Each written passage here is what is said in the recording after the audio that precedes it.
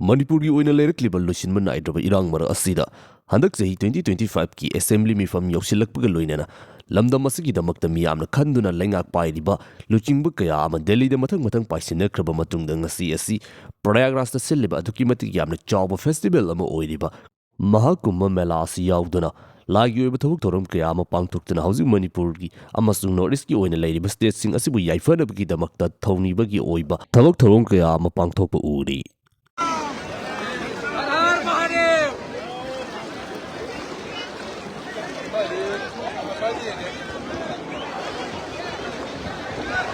Matam asimaktada hauzik Manipur ki irang manung asida matam kuinedagi aikogi maihaurondagi sagonaduna laklaba Imphal East ki manungda leiriba Kongba Maru ki Laifamlen asida Kuki Khutlai Paiba singi maikeidagi video namduna nahaunana social media da amuk chaithorakli Mani hairiba mafam asi matam kharagi mamangdasu Kuki Khutlai Paiba singna photo namduna thagalakbada kene bini haibagi oiba wafam kiyama phongdoknakiba yamna social media da viral okiba mafam aduni Meje ho lai bu lại bụng lấy mấy đồ lại bụng chỉ hai là chỉ cầm mỗi tí thôi tôi nhìn khắp cái vận sậu thôi mấy đồ lại bụng chỉ abu dhâu hay abu dhâu hả abu dhâu tiêu cho hết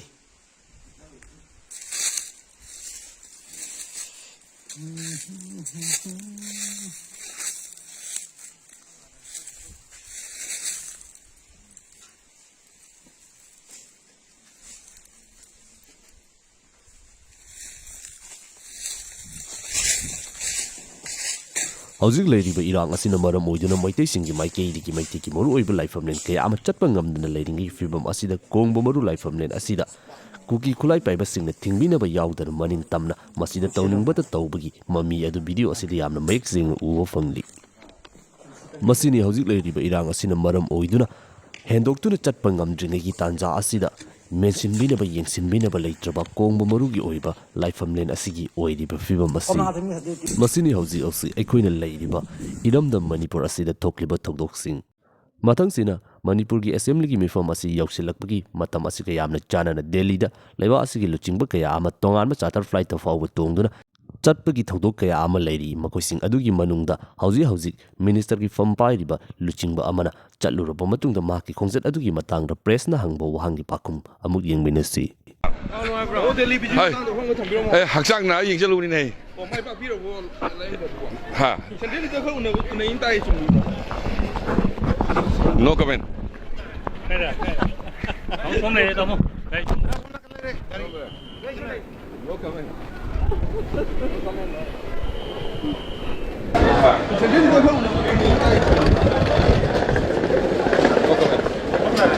Espera. Vamos a comer, vamos. No comen, Lore.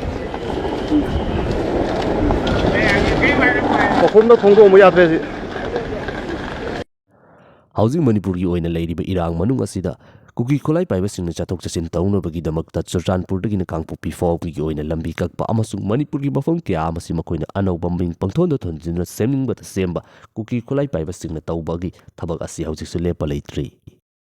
mathangdana matam kharagi mamangda thawalgi mafam amakhakta State Force amasung Central Force ki oiba combined team amana coming operation lakbada khuthoknabani haibigi wahauda Kulngak pamiyoy ama hatkiba amasung mahaga puna chatpinaramba miyoy khara fajinkiba adu ngasi fawba thadoktuna leiriba makoibu thadou haina justice fangallo haidura khongjang changsinduna wakan mifam famkhre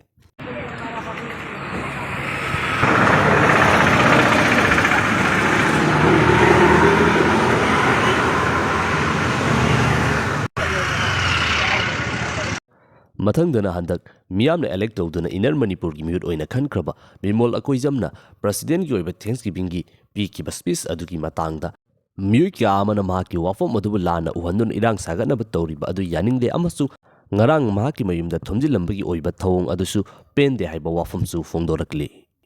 ngasi kasamthong apunba manaba bilunna ko akoi kai wakana nang media gi thongda haijeningi madudi ngarang rang manga ko ꯅꯨꯡꯊꯤꯟꯒꯤ ꯄꯨꯡ 4 ꯇꯥꯕ ꯃꯇꯝꯁꯤꯗ ꯑꯣꯖꯥ ꯑꯩꯈꯣꯏꯔꯣꯝꯒꯤ ꯃꯣꯜ ꯑꯉꯣꯝꯆꯥꯒꯤ ꯌꯨꯝꯗ ꯃꯁꯛ ꯈꯪꯗꯕ ꯃꯤꯑꯣꯏ ꯈꯔꯅ ꯑꯣꯖꯥꯅ ꯄꯥꯔꯂꯤꯌꯥꯃꯦꯟꯠꯇ ꯊꯝꯈꯤꯕ ꯋꯥꯐꯝꯗꯨꯒꯤ ꯃꯔꯝꯗ ꯃꯌꯥꯝꯗ ꯂꯥꯟꯅ ꯎꯍꯟꯅꯕ ꯄꯥꯎꯊꯣꯛ ꯄꯤꯕꯗꯣ ꯇꯧꯕꯤꯒꯅꯨ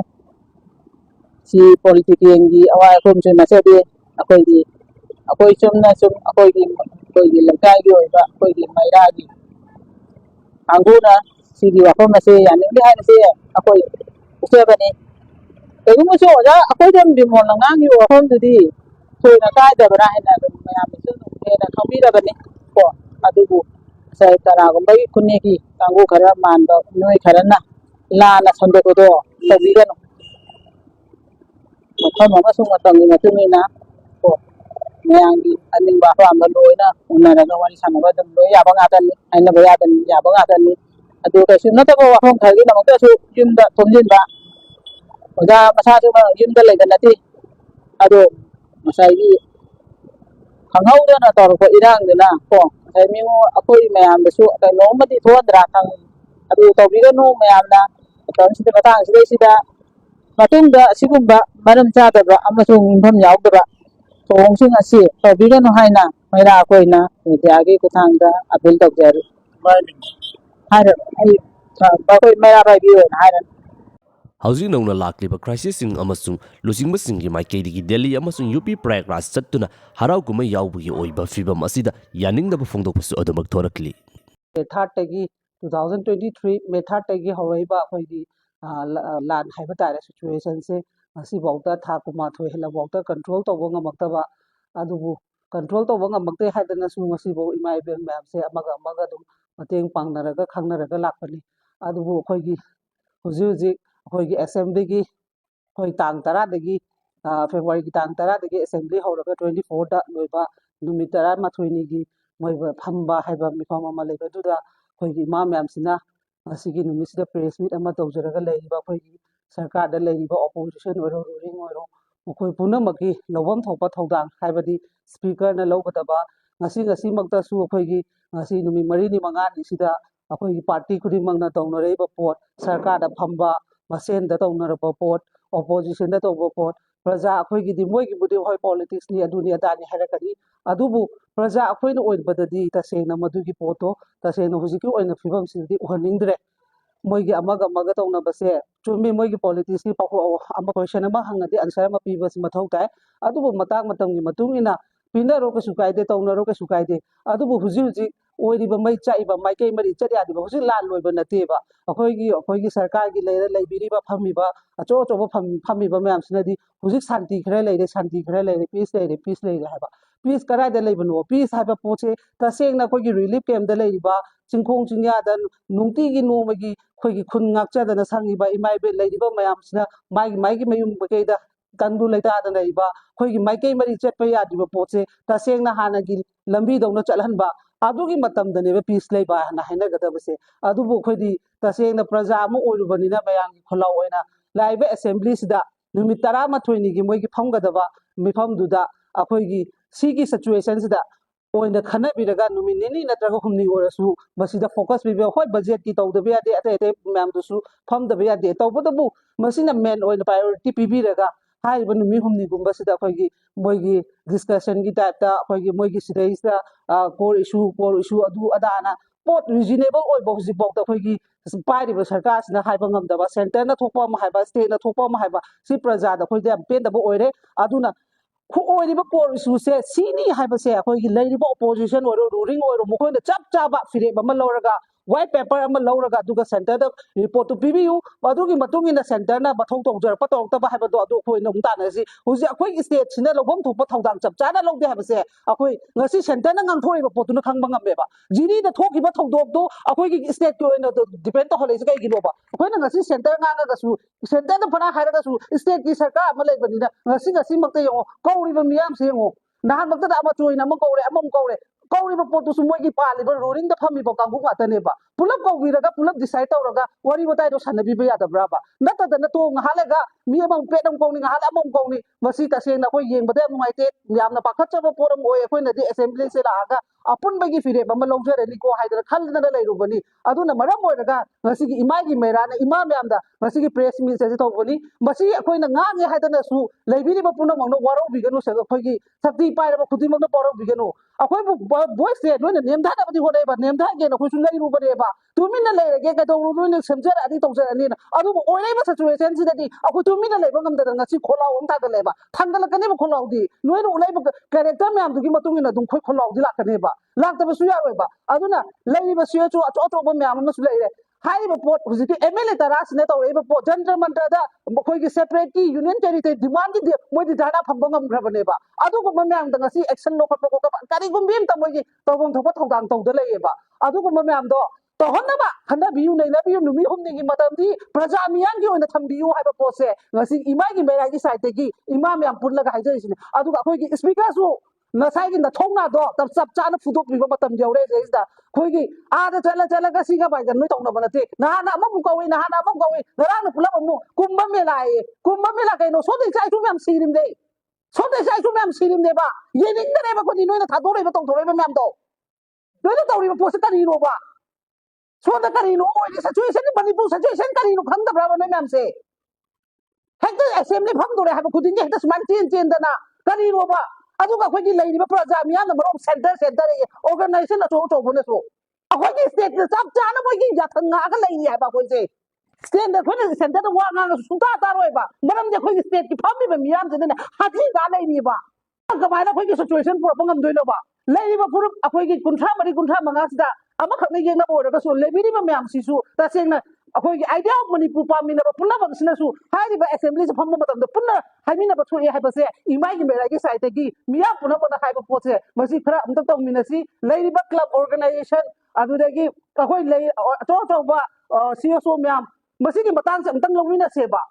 सिंगने भैया मेन पॉइंट दी असेंबली दा तौगदबा थबक थौदांग से हंदकदी मोइ चप चाना लहोंगदबा फिरेबा मखोइ म्याम पुन्ना थांजमिनौसी मसेसिदा खोइना हाइजरिबा तौबरेबा सिदा प्रजा मियाना सपोर्ट तौबिरगा अमुक्तंग दी देताबा पुंसी होय एमपी अनिगी दी मोइ मथौदांग तौरे मोइगी पोतुदा तसेंगना अखोइगी तसेंगना अखोइ प्रजा मियाम के ओइनदी तसेंगना अनिदुना मरोन खरा ngambiबदो अखोइ पेलेबा मरमदी 2023 की मे 30 की लान तौप मतमदा अदुगी मतमदुदा पानखिबा एमपी दुनदी बंदी वाइसिना लैयेबा करिगुम वहाई अमता फोंदोकते मणिपुरदा सुमाइना मई लाए हाइबगी वासिदा वहाई देबा अदुबो हंदक कागिबा अहुम कागिबदा अनिना फोंदोकपिरपदो अखोइ याम एप्रिशिएट तौवी याम थागचै प्रजा अमो ओइना अदुना सुगुमना अखोइगी असेंबलीदा फमगदबा मोइ 10 दुगिना करि तौदोइनो हुजि खंदे ऑपोजिशनदा फमदा म्याम अखोइना हाइदगसु हेना खंगे अदुना फम्मिबा पुनमक्सिना मणिपुरगी सिचुएशन से अमुक्तंग चप मानना लेमिनरगा हाइरिबा तौरिबा से कोर इशू ना दो डिस्कशन दा कइदा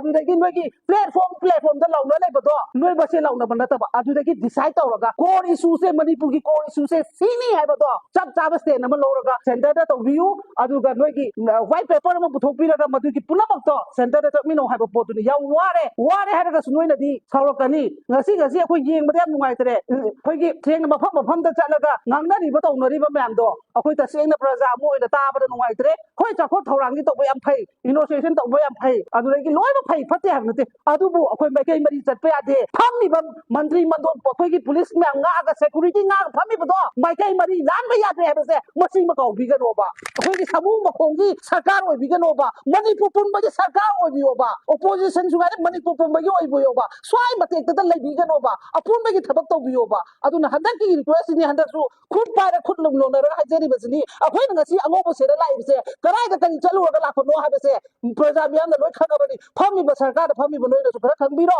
अदुना सुगुबा याम लैरी अंगोबा फिसेलगा लैबा याम लैरी हुजि तसेंगना हाबदा लुखाबिनि खंदबा मपुरोइनि खलैनि खंदबा इमानबी मसाबा बोंदा लैरी माइगी नुपादो मांगिबदै ngasi बौ थीबा खंददना मासि अयोंदा हंगैने सुजाता ऐसे लुखाबिनि हाइदुरा नत्रगा ऐसे कई हाइदुनो खंदरे हाबा मिबौ लैरिबने अदुना अखोइदा अदुंबा थेंनरुबा मयामदुना पेंदबना कमल बाबू ngasi कै तोबो ngami कनागुम्बी इमता कैनोम तौदरे हाइरगा कोर्ट की दम चनाखरे ꯃꯤꯅꯦꯕ ꯃꯥꯡꯉꯤꯗꯣ ꯀꯦꯝ ꯃꯅꯨꯡꯗꯒꯤꯅꯦꯕ ꯁꯦꯟꯇꯔꯒꯤ ꯄ꯭ꯂꯥꯟꯁꯦ ꯑꯩꯈꯣꯏꯅ ꯈꯪꯉꯦ ꯄ꯭ꯔꯖꯥꯅ ꯈꯪꯉꯦ ꯁꯤꯑꯣꯁꯣꯅ ꯈꯪꯉꯦ ꯁꯦꯟꯇꯔ ꯁ꯭ꯇꯦꯠꯇ ꯍꯥꯏꯁꯦꯕ ꯁ꯭ꯇꯦꯠꯁꯦ ꯆꯞ ꯆꯥꯕ ꯐꯤꯔꯦꯞ ꯑꯃ ꯂꯧꯍꯟꯁꯦ ꯍꯥꯏꯕ ꯄꯣꯠꯇꯣ ꯃꯗꯨ ꯍꯥꯏꯖꯒꯦ ꯍꯥꯏꯗꯅ ꯉꯁꯤꯒꯤ ꯏꯃꯥꯒꯤ ꯃꯦꯔꯥꯒꯤ ꯑꯩꯈꯣꯏ ꯏꯃꯥ ꯃꯌꯥꯝꯅ ꯄꯨꯜꯂꯒ ꯉꯁꯤꯒꯤ ꯄ꯭ꯔꯦꯁ ꯃꯤꯠ ꯑꯁꯦ ꯇꯧꯖꯕꯅꯤ ꯃꯁꯤꯗ ꯁꯥꯎꯕꯤꯕ ꯇꯧꯕꯤꯗꯅ ꯙꯞ ꯙꯔꯥꯡꯒꯤ ꯊꯕꯛꯁꯦ ꯇꯣꯛꯑꯁꯤ ꯙꯞ ꯙꯔꯥꯡꯗꯨꯗꯤꯀꯣ ꯃꯗꯨ ꯌꯥꯝ ꯐꯠꯇꯕ ꯊꯕꯛꯅꯤ ꯃꯤꯉꯣꯟꯗ ꯀꯩꯁꯨ ꯅꯠꯇꯕꯗ ꯑꯟꯅꯦꯁꯦꯁꯔꯤꯗ ꯅꯣꯏꯅ ꯕ꯭ꯂꯦꯛꯃꯦꯟ ꯍꯔꯥꯁꯃꯦꯟ ꯄꯤꯕꯗꯣ ꯃꯗꯨ ꯇꯧꯒꯅꯨ ꯄ꯭ꯔꯣꯄꯦꯒꯟꯗꯥ ꯇꯧꯕꯤꯒꯅꯨ ꯉꯁꯤꯐꯥꯎꯗ ꯏꯃꯥꯒꯤ ꯃꯩꯔꯥꯅ ꯑꯩꯈꯣꯏꯗ ꯃꯣꯞ ꯁꯥꯒꯠꯄ ꯏꯍꯧ ꯇꯧꯕ ꯑꯗꯨꯝꯕ ꯑꯝꯇ ꯌꯥꯎꯗꯦ ꯑꯩꯈꯣꯏꯗꯤ ꯌꯥꯝꯅ ꯇꯞꯅ ꯏꯪꯅ ꯁꯤꯆꯨꯋꯦꯁꯟꯁꯤꯒꯤ ꯃꯇꯥꯡꯗ ꯀꯟꯇ꯭ꯔꯣꯜ ꯇꯧꯅꯕ ꯍꯥꯏꯗꯅ ꯍꯣꯠꯅꯔꯒ ꯂꯥꯛꯄ ꯉꯥꯛꯇꯅꯤ ꯑꯗꯨꯅ ꯃꯁꯤ ꯍꯥꯏꯗꯅ ꯍꯣꯔꯦꯟ ꯀꯩꯗꯧꯔꯒꯗꯕꯅꯣ ꯈꯪꯕ ꯉꯝꯗꯦ ꯃꯗꯨ ꯄꯨꯝꯅꯃꯛꯇꯣ ꯇꯧꯕꯤꯒꯅꯨ ꯃꯗꯨ ꯌꯥꯝ ꯐꯠꯇꯕ ꯄꯣꯠꯅꯤ ꯃꯗꯨꯒꯨꯝꯕ ꯆꯪꯕꯤꯒꯅꯨ ꯑꯩꯈꯣꯏꯅ ꯉꯁꯤ ꯍꯥꯏꯔꯤꯕ ꯄꯣꯠꯁꯤꯗ ꯂꯥꯜꯂꯒꯅ ꯂꯥꯜꯂꯦ ꯋꯥꯔꯤ ꯁꯥꯟꯅꯁꯤ ꯍꯥꯏꯕꯤꯌꯣꯕ ꯅꯠꯇꯗꯅ ꯙꯞ ꯙꯔꯥꯡꯒꯤ ꯊꯕꯛꯁꯦ ꯃꯁꯤ ꯈꯔ ꯇꯣꯛꯃꯤꯟꯅꯁꯤ ꯁꯥꯟꯇꯤ ꯑꯣꯏꯅ ꯍꯤꯡꯃꯤꯟꯅꯁꯤ ꯃꯥꯏꯀꯩ ꯃꯔꯤ ꯆꯠꯄ ꯌꯥꯗ꯭ꯔꯤ ꯔꯤꯂꯤꯐ ꯀꯦꯝꯞꯇ ꯏꯃꯥ ꯏꯕꯦꯟ ꯃꯌꯥꯝ ꯑꯃ ꯂꯩꯔꯤ ꯅꯍꯥꯟꯃꯛꯇꯁꯨ ꯑꯍꯜ ꯑꯃ ꯁꯨꯁꯥꯏꯠ ꯇꯧꯒꯦ ꯇꯧꯔꯤꯗꯨꯅꯤ ꯃꯥꯒꯤ ꯃꯤꯌꯥꯝꯗꯨꯅ ꯀꯜꯍꯧꯕꯒꯤ ꯃꯥ ꯐꯕ ꯋꯥꯗꯅꯤ ꯑꯗꯨꯅ ꯃꯔꯝ ꯑꯣꯏꯔꯒ ꯑꯦꯁꯦꯝꯕ꯭ꯂꯤ ꯐꯖꯅ ꯐꯣꯂꯣ ꯇꯧꯕꯤꯌꯨ ꯁ꯭ꯄꯤꯀꯔ ꯉꯁꯤꯁꯨ ꯔꯤꯀ꯭ꯋꯦꯁ ꯇꯧꯔꯤꯁꯤꯅꯤ ꯉꯁꯥꯏꯒꯤ ꯄꯋꯥꯔ ꯐꯨꯗꯣꯛꯄꯤꯔꯒ ꯑꯆꯨꯝꯕ ꯐꯤꯔꯦꯞ ꯂꯦꯞꯄꯤꯌꯨ ꯍꯥꯏꯗꯅ ꯉꯁꯤꯁꯨ ꯃꯦꯗꯤꯌꯥꯒꯤ ꯊ꯭ꯔꯨꯗ ꯑꯩꯈꯣꯏ ꯅꯉꯣꯟꯗ ꯔꯤꯀ꯭ꯋꯦꯁ ꯇꯧꯖꯔꯤꯁꯤꯅꯤ